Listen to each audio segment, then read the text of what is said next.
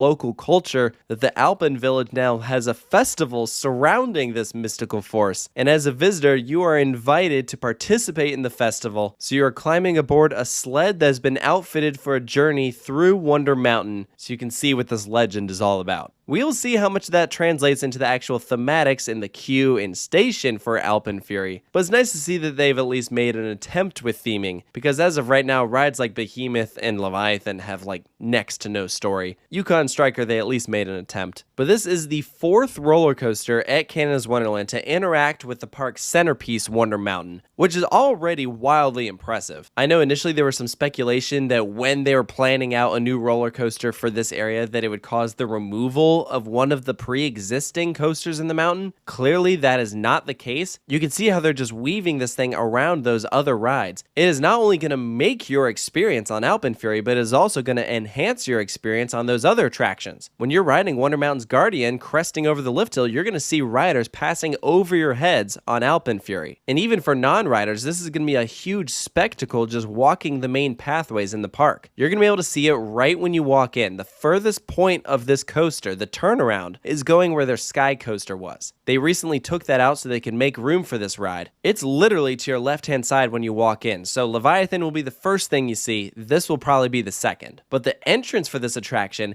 is going to be all the way on the back right-hand side of Wonder Mountain near the Fly. That just shows you just how long and drawn out this layout is. That's quite a bit of walk to get from the furthest point all the way to the entrance. And I am just so impressed that they made room for this coaster at all. Here you can see on Google Earth what the main street looks like of Canada's Wonderland. Now here it is with Alpenfury. So they're really just taking up some greenery and throwing the coaster out over some guest areas. It'll make for some great photo ops, and the fact that we aren't losing any attractions other than the one that you had to pay for, I think is awesome. So let's walk through this layout. You're going to take a right-hand turn out of the station and start up your first launch. Now, maximum speed has not been revealed for this launch, but it's really just a boost to get you going. So I would guess maybe like 30, 40 miles per hour. And you have this slight bank as you dive sideways into the mountain. And this is where you have your main launch hitting what I assume is your top speed. We know that this coaster will max out at 72 miles per hour. It's either going to be at the end of this launch or at the bottom of the drop. Regardless, you're going to be going pretty fast here. It's going to be in total darkness. In the animation, it looks like you're going through a cave that's like the inside of Wonder Mountain. I really hope that they theme it to look like that, because you know that the inside of Wonder Mountain does not actually look like a cave. It probably looks like a bunch of ugly support beams, so I really hope that they keep up this effect. The other thing you'll probably notice with this indoor section is they are using black track instead of the white track that you have with everything else, just to help keep everything darker in there. You can literally see when the track switches colors.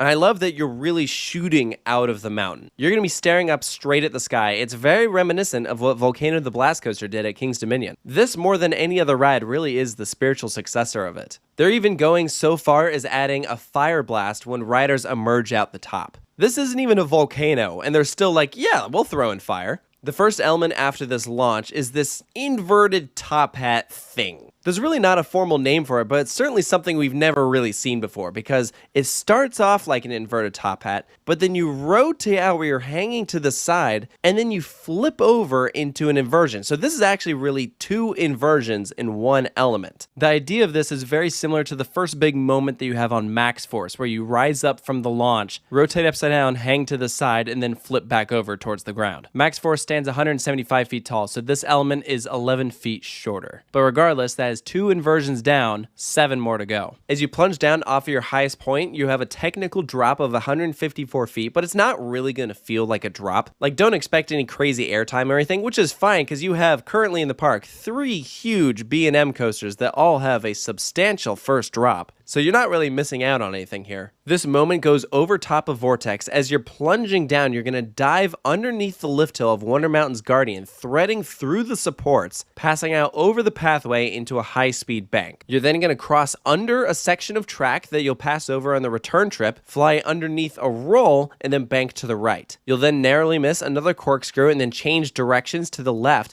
and flip into inversion number 3. This is a 0G stall that goes out over the main pathway. This is where you would walk to get to like Flight Deck and Time Warp. I love that you're going to see riders going directly overhead. The only downside with this is if they don't have a super strict loose article policy, I fully anticipate there being some nets overhead. You know, safety first, but it does mean that the photo ops won't be quite as cool as they would otherwise. But we'll have to see. Maybe they'll end up adding metal detectors and free lockers like what they have at Steel Vengeance and Twisted Timbers. But this zero-G stall is set up the exact same way as Velocicoasters, where you roll over, stall, and then keep rolling the same direction. The only difference is this is going to be higher off the ground. But I think it'll keep a similar pace through that moment. It's not going to feel like Gotham City Escapes, for example, where you really just hang there. But as you exit, this is where you hit your furthest point, where that Sky Coaster was. It's an upwards bank to the right, where you then hang out to the side and then roll over into inversion number 4. It reminds me of the treble clef turnaround on Fury 325, but it goes upside down. And this roll actually takes a very similar motion to that inversion that you have right after the first launch. It's a downward motion keeping a very good pace, and that is not the last time you're going to experience something like that. Because right after this, we're going to start our return trip. Adjacent to the stall is a double